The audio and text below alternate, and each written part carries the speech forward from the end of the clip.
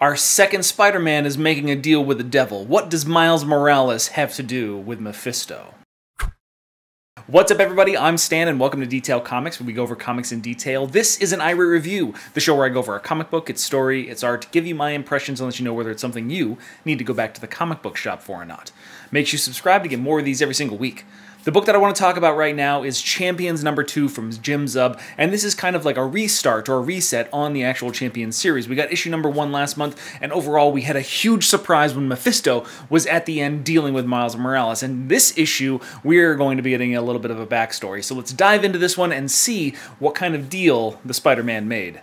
At the end of Champions #1, Jim Zub hit us with the reveal that Mephisto seems to have manipulated Miles Morales into making some sort of deal, and in issue #2, we might get a little bit more information regarding that. First off, we're going to focus on Sam Alexander's Nova, or former Nova. Now he's more of a resource management kind of person, sitting back in the mobile bunker while the other teammates take the center stage, fighting off these supervillains. And unfortunately for the Champions, it's not going that well. Zax is absorbing all this energy from Dubai. Amadeus Cho's trying to put up this containment field. The interference the electricity is giving off is interfering with communications. And ultimately, we see the heroic deeds of these various heroes. Miles Morales saving a woman that's on the side of the road, but at the cost of what?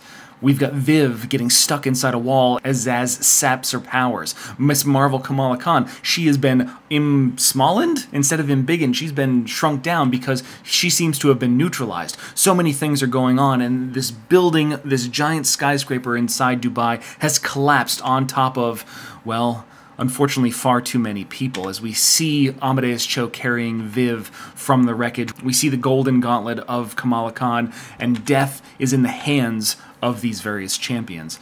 Unfortunately, at this point in time, opportunity has come knocking in the form of Mephisto. So while issue #1 gave us the insinuation that there was a deal that had been made, issue #2 is all about what kind of deal they made. And as we move through this issue, it seems rather benign. It's not necessarily anything that he's trying to do. There's no real trick to it, according to what Mephisto says. However, we have yet to see the aftermath. This is only part 2 of the story, and really the precursor to everything that goes. He gives them the opportunity. It's just like, hey, if you want to reverse this, I'll do it free and clear. There's nothing else that you really need to give me. No souls, no bargaining, no exchanges. I'll just do it out of the goodness of my heart because, well, that's what I do.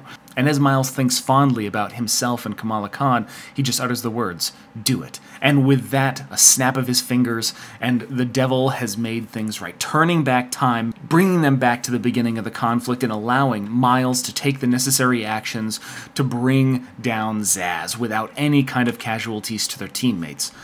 But that's not the end of the story. While they're being thanked in a scene that's eerily reminiscent of Champions #1 because, well, they set it up this way, we actually see the bracelets of the woman that Spider-Man originally saved lying there in the rubble, unfortunately a loss amongst the rest of them.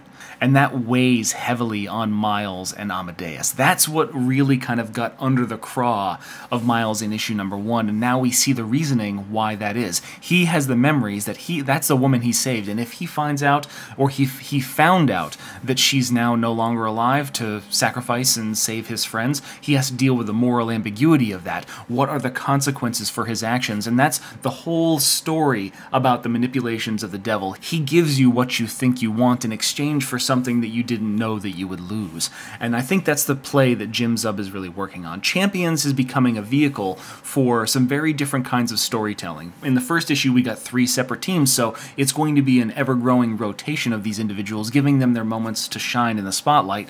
But really, the heavy lifting for this first issue, this first series, this second issue, the entire run of this first story is going to be Miles and probably Amadeus as well. Because Mephisto made the deal with Miles, I think he's going to be held accountable and bear the brunt of this, which could be a really great time for the champion to shine. But I want to know what you guys think about Champions #2. Is it everything that you're expected? Are you anticipating issue #3 and what Mephisto does next?